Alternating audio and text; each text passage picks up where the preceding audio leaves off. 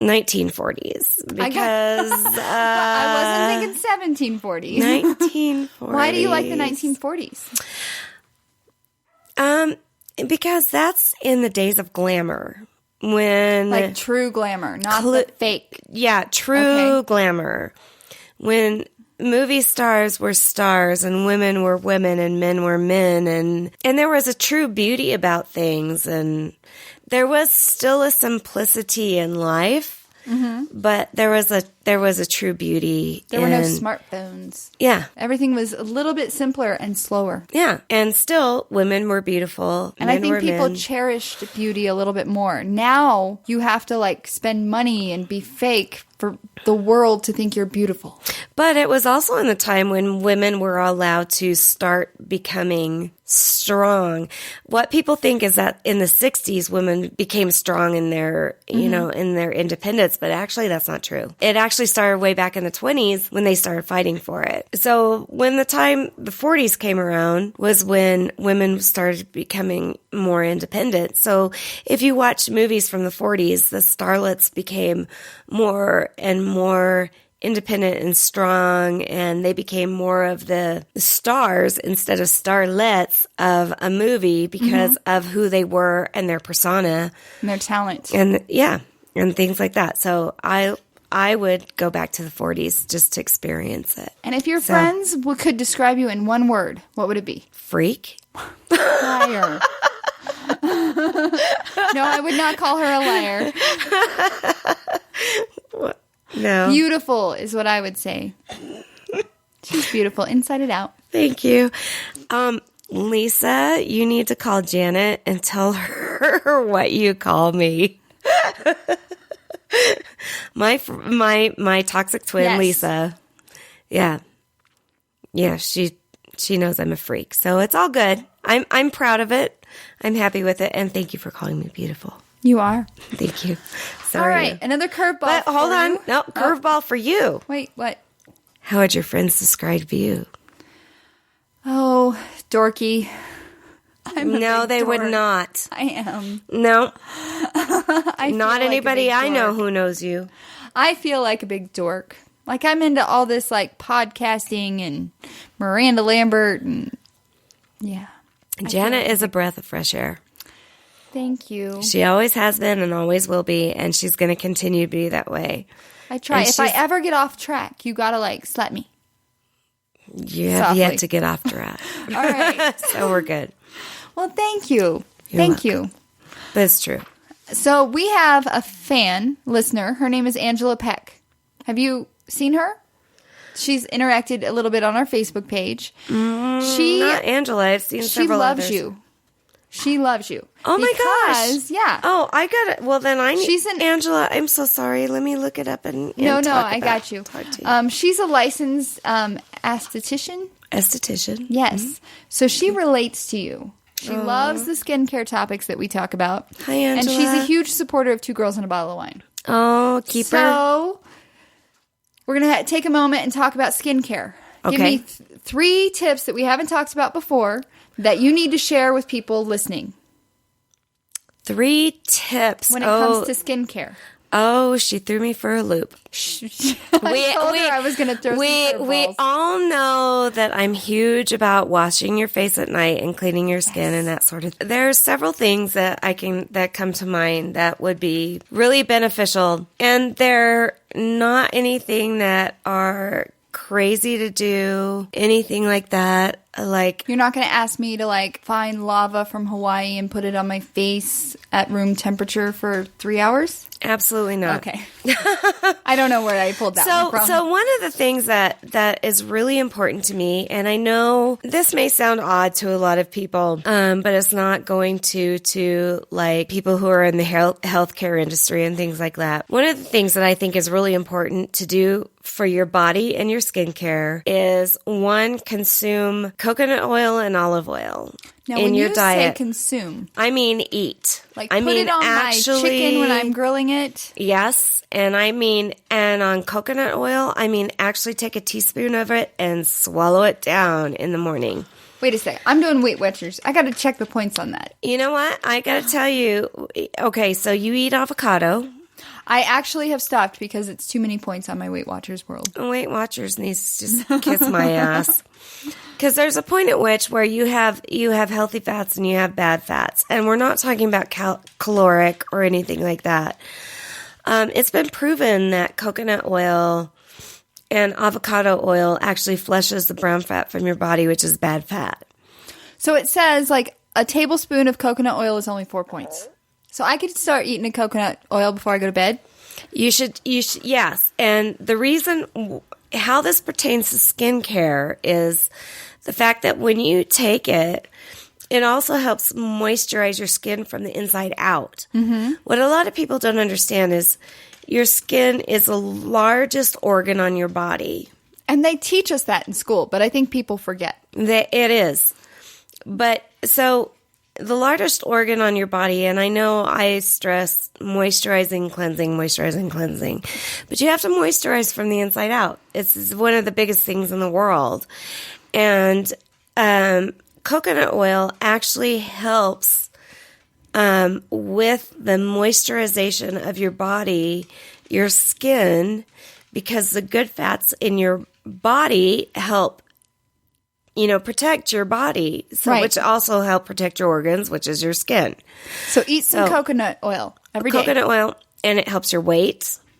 Wait a second. How is eating coconut oil going to help my weight, T-squared? Because it eats the bad fat in your body, the same as avocados and other things. The only thing is that you can't consume a whole lot of other fats, other bad fats. Right. So that you don't be eating fried chicken and then do some coconut oil and expect it to affect you in a good way. To counterbalance, it doesn't work that way. I love fried chicken, so I'm not judging. I love French fries. I know, I'm right there. Cook them in coconut oil. Bam. I've never tried that. I bet that would be amazing. And I'm allergic to eggs, but when I do eat eggs, because it's once in a while, because I can't stand it, because I love eggs, I will cook them in coconut oil. It's actually really good. Very nice. It's awesome. So that's one tip. Two more. The next tip is water. I know it sounds off. I know it sounds No, I know. Everyone listening goes, yeah, I know. Okay. Because we all know it. But I'm going to stress it again as I throw my microphone down the street. You like punching that thing. I know. You're totally did. Violent with the microphone. I know. I'm awful. So anyway, water. Water. How much water a day? It has to be half your body weight in ounces.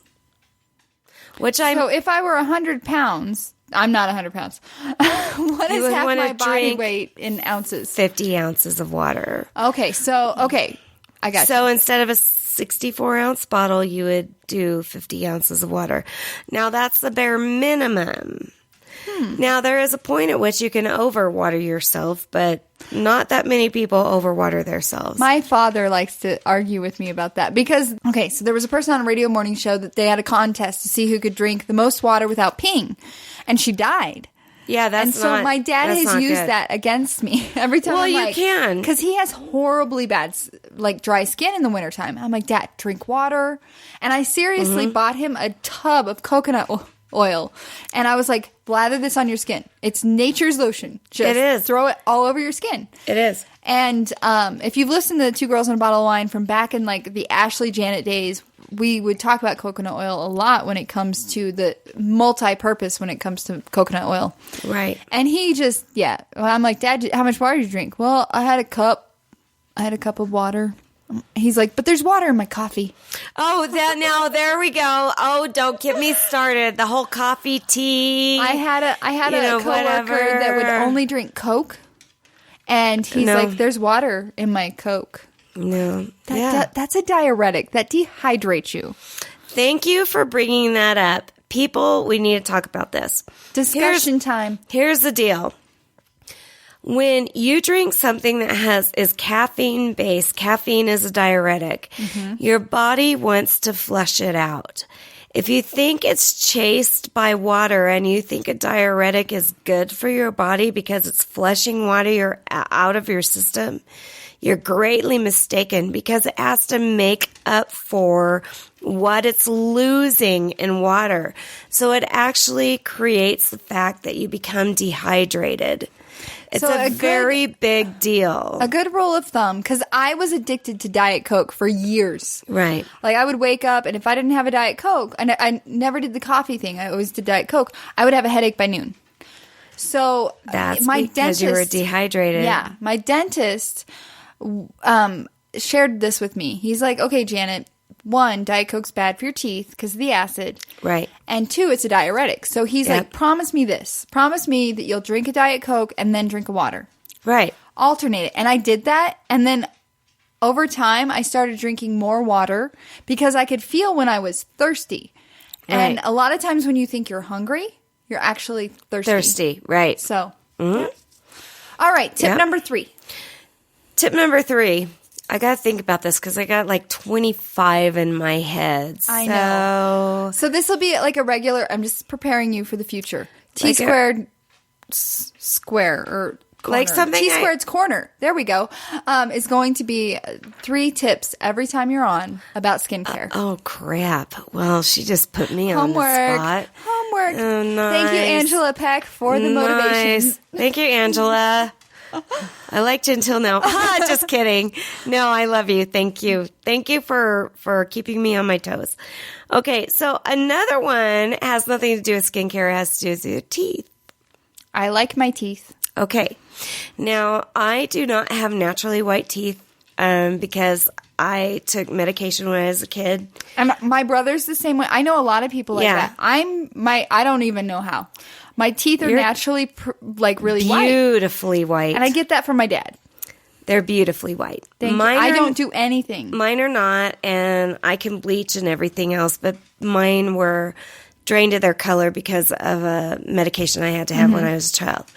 However, to keep your teeth very clean, and I know this sounds like an old wives' tale and absolutely crazy, is seriously brush your teeth with baking soda, either before you brush your teeth or after you brush your teeth with regular toothpaste. Now, nobody told me to use regular toothpaste before. I say that because it just makes everything smell better. But when you brush your teeth with... So I say go baking soda, then toothpaste. Right. Just because if I'm kissing you, I want you to smell good. Right, exactly, because baking soda is not... Anyway, but it does. It actually naturally exfoliates your teeth. You don't want to do it every day. You only want to do it twice a week. Mm-hmm. But it will take off tartar, anything like that off your teeth. It will completely cleanse your teeth. And when it comes to technique, how do you do it? Do you dip your toothbrush in baking soda, or do you just throw baking soda in your mouth? How do you make the baking soda happen in your mouth? You actually have to just lightly... you have to wet your toothbrush first, and then dip it in baking soda, and then brush your teeth. Because if you dip it in baking soda and then you wet your toothbrush, then it all washes away. So you can't do that. But it actually cleanses your teeth very well. And I can tell you from having my teeth cleaned twice a year for I don't know how many years. I've gone in several times. Having done this for many years and having been an ex-smoker and everything else, even when I was an ex-smoker, nobody knew that I was a smoker because the tartar on my teeth was not there. That's how I was. I smoked for 14 years. I quit a year and a half ago. And I hid it from everyone. I didn't even know you were a smoker. It sucked. I was a closet smoker. I never smoked around Steve. He knew I smoked, but I never did it. But it was at work, and it was bad. But I worked really hard to keep my teeth white. I never did the baking soda thing. It happens. It does. And we move on, we grow, we get wiser, right? Right. That's where we're at now. Right. So. Well, thank you. Anyway. I'm sorry for putting you on the spot. There's my little... And, see, this is and what now happens. I've got to do my job to make sure that I bring up good stuff. T Square's Corner. There we go. That's what it's called. T Square's Corner. Oh. You have a spot. I have a spot. Yay. All right. Another spot that I'm adding is Ask Us Anything. Now, oh boy. And so I'm on it. Our first, I have seriously, ask us anything. I have someone I love that shit. has sent us something. Okay. And if you want to send us something, or even T Squared, if you want to send something,